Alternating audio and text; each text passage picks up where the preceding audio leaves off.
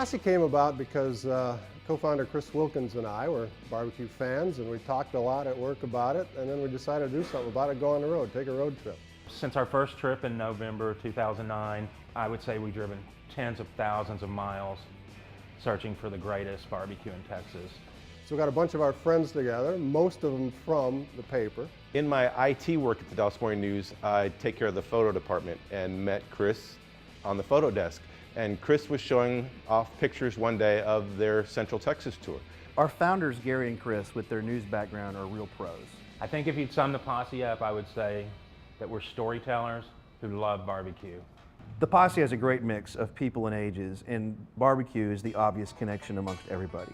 Almost everyone in the Posse either has a news background or photography background.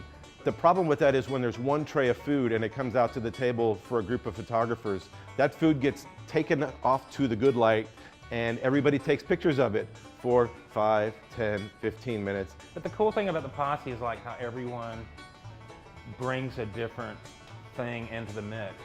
So we disagree on a lot of things, mostly having to do with how the barbecue's cooked and the amount of smoke. Smoke is a huge personal preference. There have been times when it has been a little overpowering, but I think I'm in the school of liking smoke. Too much smoke, they say. Even the place we're sitting in, some folks have said they think it's a little too smoky at times. And I'm the one in the Posse who generally doesn't have a problem with the amount of smoke, as long as the flavor's there. I can't get enough of it.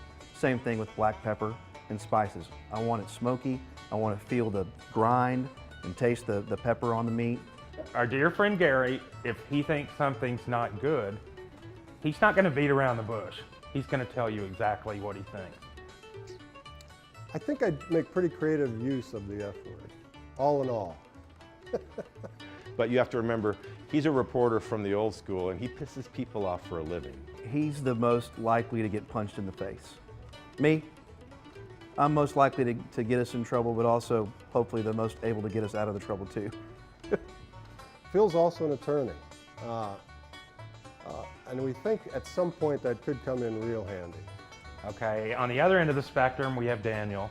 And all I remember about Daniel's first tour was his mustache. So since I'm technically the only chef in the group, I can tend to be more opinionated and strongly critical.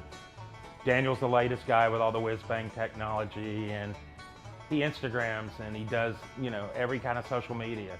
I love his series. He has a Polaroid portrait series of barbecue pitmasters where he takes a Polaroid of the pitmaster, then has them write barbecue is and goes for their, you know, their little interpretations of barbecue. So it's really interesting to see what some of the pitmasters have written.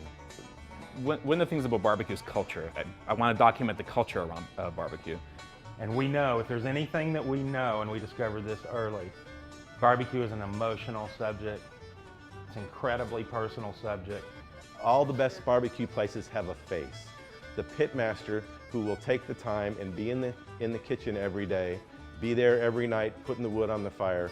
It's fun to watch them work and really get to the bottom of how a particular meat is smoked or a background story that led to the opening of a restaurant.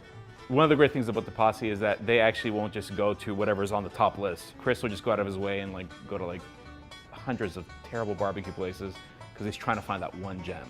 But if it's got good barbecue, we all know it, and it will rise to the top, and we will then start to debate where it fits amongst the other barbecue joints in Texas. From the first bite, you can tell, you know, if it's worth eating or not. Don't let the exterior fool you. Don't read a book by its cover.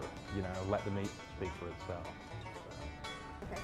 We want to make sure no good barbecue goes uncovered, and we want to have a good time getting there. Eat more barbecue. Barbecue diet, definitely.